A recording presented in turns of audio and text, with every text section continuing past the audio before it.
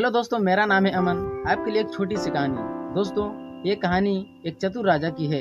एक बार की बात है, एक राज्य में यह नियम था कि जो भी व्यक्ति इस राज्य का राजा बनेगा उसे सिर्फ 5 साल के लिए ही राजा बनाया जाएगा और 5 साल पूरा होने के बाद उस राजा को एक ऐसी जगह पर ले जाकर छोड़ दिया जाएगा जहाँ सिर्फ जंगल ही जंगल होगा और उस जंगल में खूंखार जानवर रहते होंगे। लेकिन इस बार राज्य के लोगों ने राजा के 5 साल होने के बाद उस राजा को उस जगह पर छोड़ दिया। तब राज्य के लोगों ने सोचा कि उन्हीं के राज्य में एक ऐसा व्यक्ति रहता है जो काफी चतुर और होशियार है। राज्य के लोगों ने उस चतुर व्यक्ति के सामने राजा बनने की प्रस्ताव को रखा।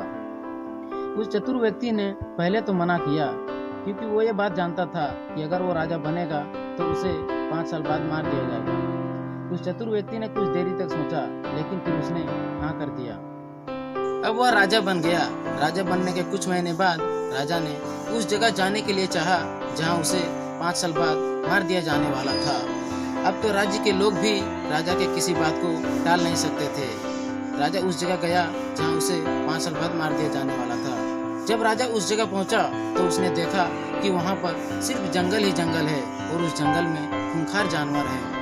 और पहले जो राजा बने थे उन सभी के कंकाल वहाँ पड़े हैं।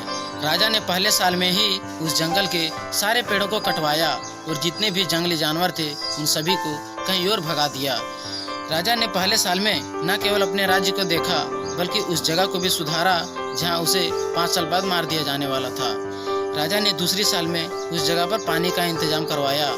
तीसरे साल में राजा ने उस जगह को रहने के लायक बनाया और चौथे साल में राजा ने लोगों के रहने के लिए घर बनवाए जहाँ पर गरीब लोग भी एक छत के नीचे सुकून से रह सके।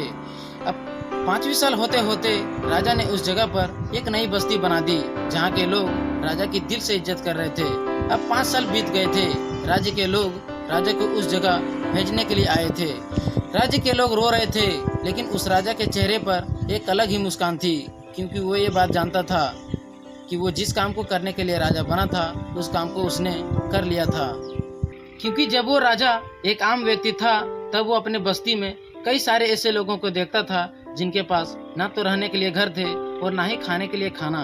अब वो राजा उन्हीं लोगों के साथ उन्हीं के बस्ती में खुशी खुशी रह सकता था, इसलिए वो राजा उदास होने के बजाय उनके चेहरे पर एक अलग ही मुस्कान थी।